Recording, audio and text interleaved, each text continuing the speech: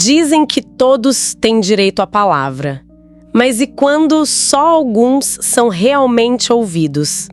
Oi, pessoal, bem-vindos a esta edição. Hoje a gente vai investigar um tema espinhoso: as profundas contradições da liberdade de expressão. A gente ouve falar que é um pilar da democracia, né? Mas, assim, olhando de perto, tanto nos Estados Unidos quanto aqui no Brasil, a aplicação, ela é bem mais complicada e muitas vezes desigual. É isso que a gente vai explorar. Olha, a nossa ideia aqui é mostrar como essa liberdade que deveria, garantir a pluralidade, muitas vezes acaba reforçando quem já tem poder, sabe? E silenciando outras vozes, inclusive vozes dissidentes, e às vezes até, olha que coisa, né? Discursos autoritários se beneficiam disso. A questão não é só quem pode falar, é quem realmente tem o poder de ser ouvido. De verdade. É um ponto crucial mesmo, porque a liberdade de expressão, na prática, ela não é só um conceito bonito no papel universal. Longe disso. Ela é, na verdade, um campo de batalha, cheio de disputas simbólicas, materiais. Entender essas nuances, como ela funciona e para quem, é fundamental para a gente avaliar a saúde de uma democracia, né? Totalmente. E para começar essa exploração, vamos lá para os Estados Unidos, onde essa ideia tem raízes muito fundas, né? A gente está falando da primeira emenda da Constituição Americana, lá de 1791. Ela garante não só a liberdade de expressão, mas também religião, imprensa, reunião. A intenção original, pelo menos como James Madison colocou, ele que foi uma figura-chave lá na fundação, era bem clara. Era proteger o povo do autoritarismo do Estado.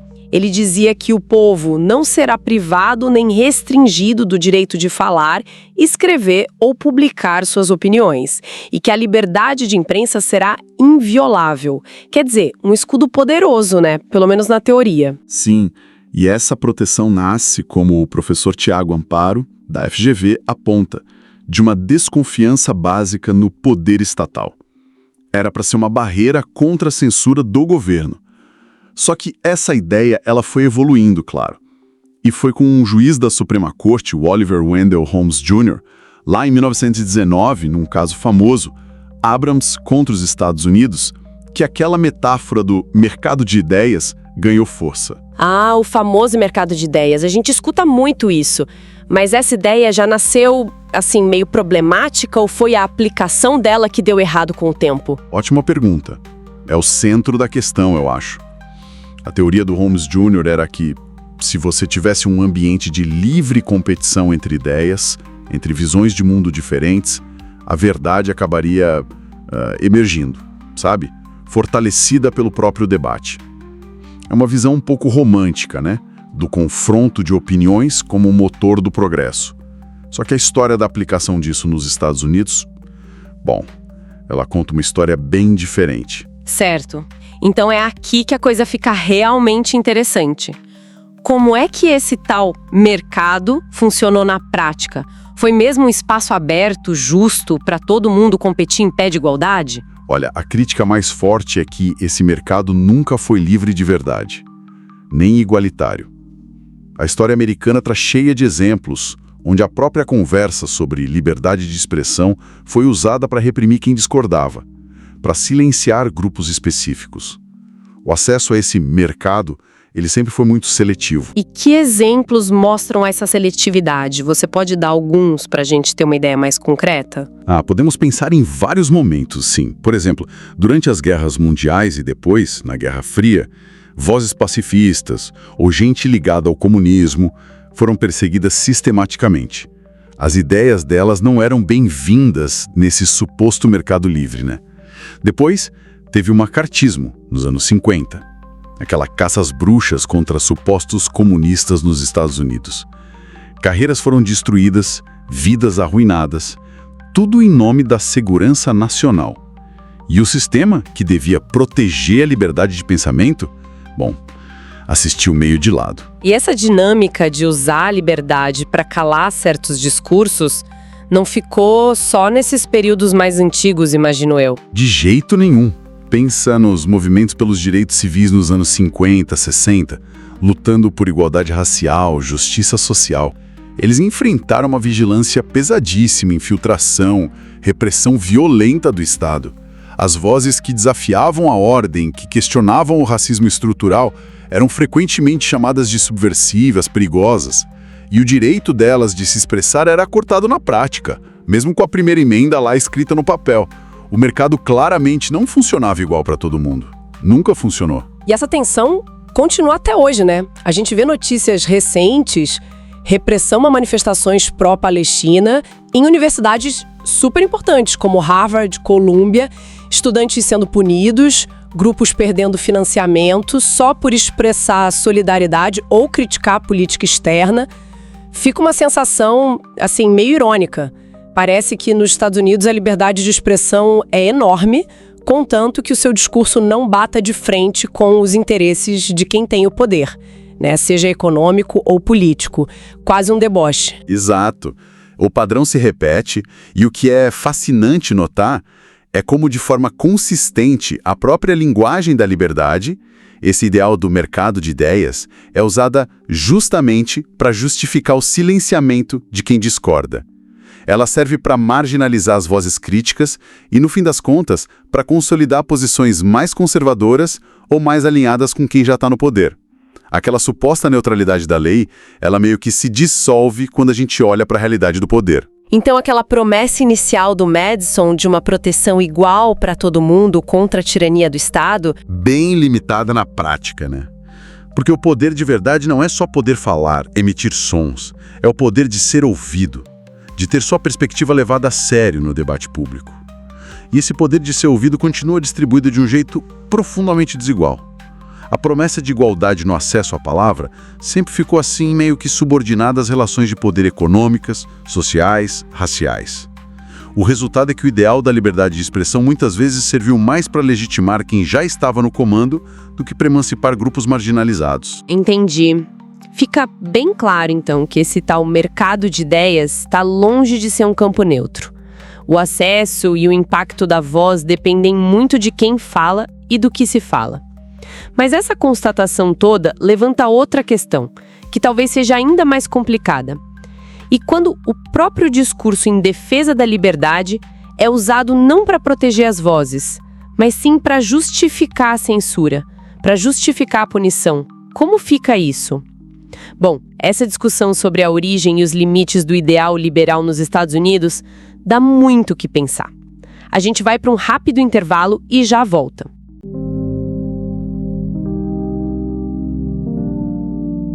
Voltamos.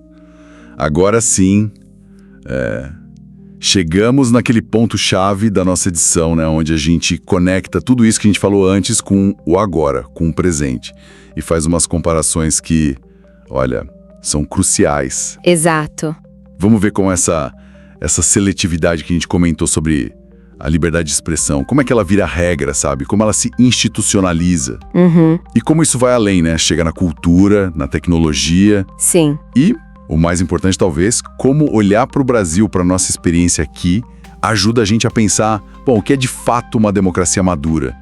Aquela baseada na pluralidade e na capacidade de ouvir, né? De escutar de verdade. Para começar a desenrolar isso, é bom a gente notar logo de cara essas tensões, essas contradições aí sobre liberdade de expressão. Isso não é coisa só dos Estados Unidos, não. Parece que tá se espalhando. Exato.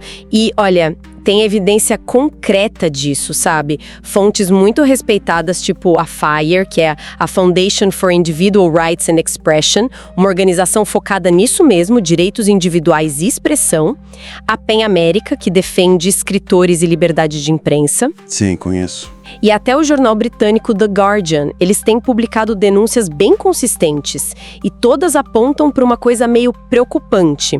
Tá aumentando a censura que vem das instituições, sabe? E também o número de punições para quem se manifesta. E aí a coisa fica mais séria, né? Porque não é só impressão, não são casos isolados, tem dados sendo coletados sobre isso, certo? Tem levantamentos mostrando um padrão. Sim, são dados documentados e, olha, bastante reveladores. A FIRE, junto com pesquisas que o The Guardian reportou, mapeou uma tendência bem alarmante ali entre 2020 e 2024. O que eles viram? Centenas de estudantes universitários nos Estados Unidos que sofreram punições ou, no mínimo, foram investigados por participar de manifestação política.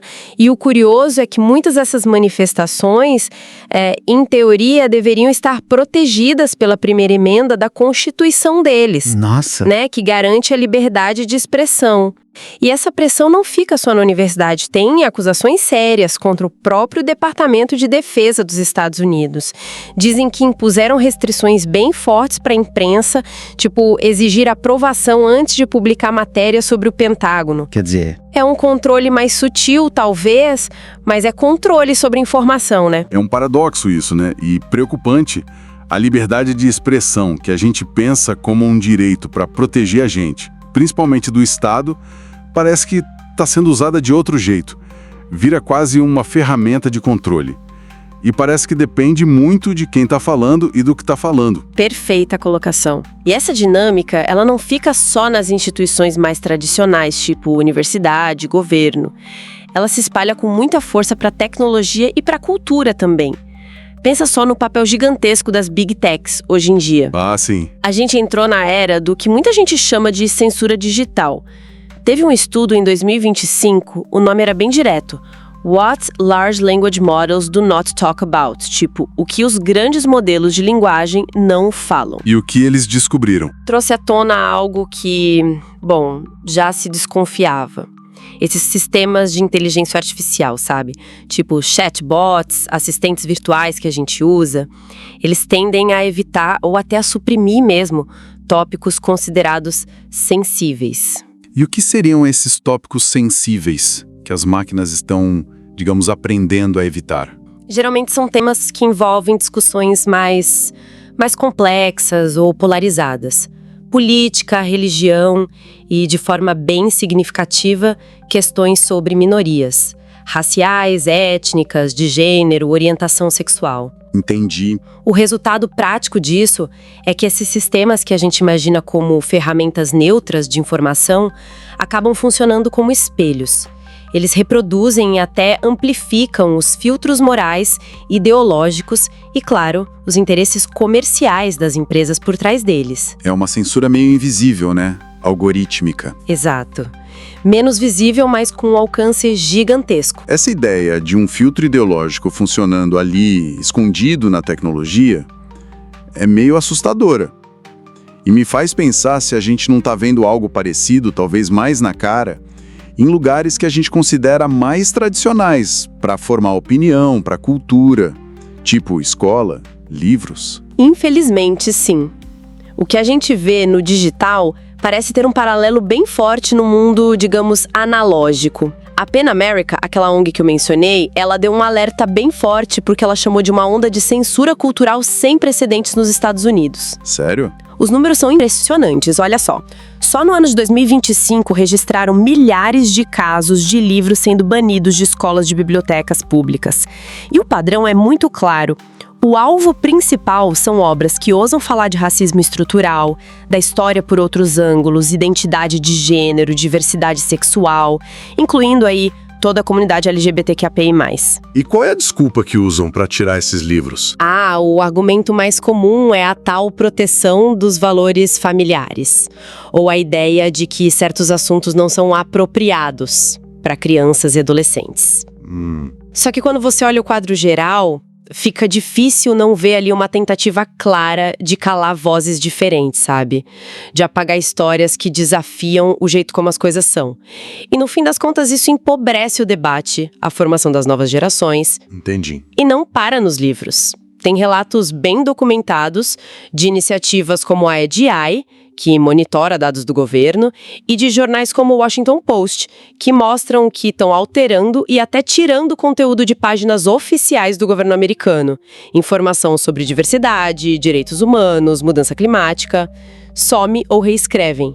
É quase como apagar a memória sobre certos assuntos. Diante desse cenário todo nos Estados Unidos, com essa liberdade de expressão sendo usada de formas tão contraditórias, como é que fica a comparação com o Brasil? tem uma diferença clara no jeito que a gente lida com isso aqui? Sim, tem uma tensão diferente, uma abordagem na Constituição que é outra. Enquanto lá nos Estados Unidos, a tradição jurídica, principalmente o jeito que eles interpretam a primeira emenda, vai para uma visão quase absoluta da liberdade de expressão. Limitando muito pouco, né? Isso. Limitando só em casos muito específicos de perigo claro e iminente, o tal Clear and Present Danger. Aqui no Brasil, a Constituição de 88 tentou um caminho diferente. Ela busca um equilíbrio, pesar liberdade de expressão junto com outros direitos e valores fundamentais. Coisas que são importantíssimas para a dignidade humana, para a sociedade funcionar, tipo a proteção contra a discriminação, o combate ao racismo, a defesa da honra. Não é uma liberdade solta, sem freios. Aquele caso famoso do El Wenger, julgado pelo STF aqui há uns anos, talvez seja o exemplo mais claro dessa diferença, né? Exatamente. O caso El Wenger é um marco. O Siegfried El Wenger, ele era um editor, escritor, publicava livros com conteúdo antissemita, negando o Holocausto.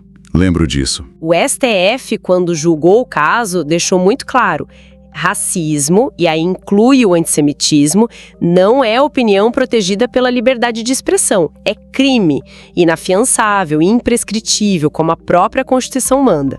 E essa decisão contrasta demais com o que acontece nos Estados Unidos. Totalmente. Lá, discurso abertamente supremacista branco, neonazista, de negar genocídio, muitas vezes eles encontram proteção legal na interpretação ampla da primeira emenda. A lógica lá é que o Estado não deve se meter no conteúdo do discurso, não importa o quão horrível seja, a não ser que incite violência na hora. É gritante a diferença. Lá, defender nazismo pode ser liberdade de expressão. Aqui, é crime. Chega a ser irônico, né? Fica a pergunta no ar. Quem será que entendeu melhor os limites necessários para a gente conviver em democracia? Ainda mais pensando nas lições trágicas da história. É uma pergunta central, que faz a gente pensar para que serve, afinal, a liberdade de expressão. E esse paradoxo fica ainda maior quando a gente olha outras decisões recentes lá nos Estados Unidos. Por exemplo, a Suprema Corte deles chegou a analisar leis estaduais que queriam proibir as tais terapias de conversão para menores. Aquelas práticas horríveis. Exato, práticas comprovadamente danosas, sem base científica nenhuma, que tentam forçar a pessoa LGBT+, a mudar quem ela é. Foram defendidas por alguns setores usando o argumento de liberdade de expressão. Não acredito. Pois é. Diziam que proibir essa terapia ia tirar a liberdade de expressão dos conselheiros, muitas vezes religiosos, que promovem isso. Quer dizer, um princípio que nasceu para proteger quem pensa diferente, para garantir o direito de criticar o poder, acaba virando um escudo para proteger práticas que machucam, que perpetuam preconceito contra grupos já vulneráveis. É isso. Do senso de responsabilidade social, quando a gente analisa sem pensar no contexto histórico, nas relações de poder que existem, ela corre o risco de ficar irreconhecível. Deixa de ser algo para libertar e pode virar um escudo para o discurso de ódio. Então, para a gente fechar essa parte da edição, a conclusão que parece sair daqui é que essa liberdade, quando levada ao extremo, fora de contexto, pode virar outra coisa. Sim, ela se deforma, vira, como a gente viu, um escudo para justificar o injustificável, para proteger discursos que atacam a dignidade humana e muitas vezes vira uma arma política poderosa. Grupos de extrema-direita usam muito para ganhar espaço, parecer legítimos no debate e, ao mesmo tempo, calar qualquer crítica, qualquer resistência, dizendo que é ataque à liberdade irrestrita. Separar a liberdade de expressão do impacto social dela e de quem historicamente teve ou não teve voz é um caminho perigoso que, ironicamente, pode acabar destruindo a própria democracia que dizem defender. Fazendo um balanço, então, do que a gente discutiu aqui nesta edição, fica bem claro que a liberdade de expressão, esse pilar que a gente tanto celebra nas democracias, ela está viva sim, mas parece que está passando por um momento difícil, talvez meio doente. Fica uma sensação de que ela foi, de algum jeito, capturada por uma lógica onde quem tem mais poder, seja poder econômico, político, da mídia, ou até o poder de gritar mais alto, acaba definindo não só o que pode ser dito, mas o que talvez seja mais importante, o que merece ser ouvido, ser levado a sério no debate. O ponto central, acho, que sai da análise das fontes que a gente viu, é justamente este. Defender a liberdade de expressão não pode, ou pelo menos não deveria, ser a mesma coisa que proteger o direito sem limites de quem, historicamente, já tem o poder de oprimir, de calar, de marginalizar outros grupos.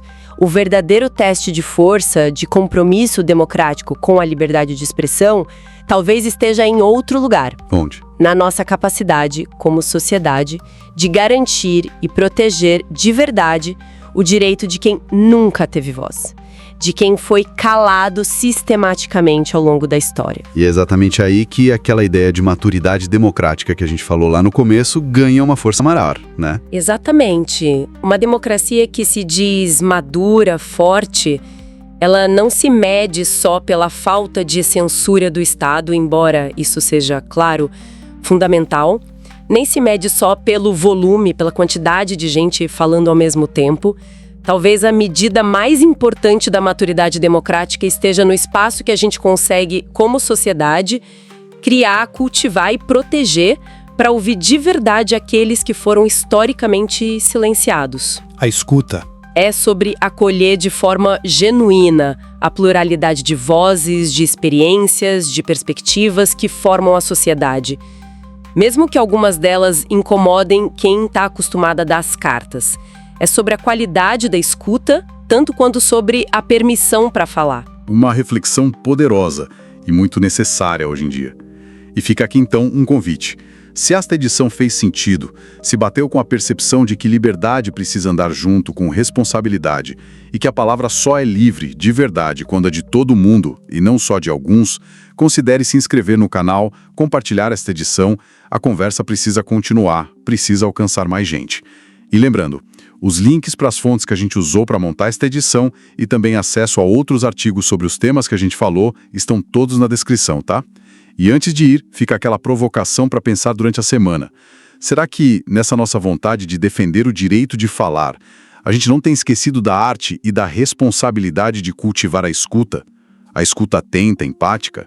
Não se esqueça, o podcast está no ar de segunda a sábado, sempre buscando trazer informações importantes e relevantes. Um abraço carinhoso e até a próxima.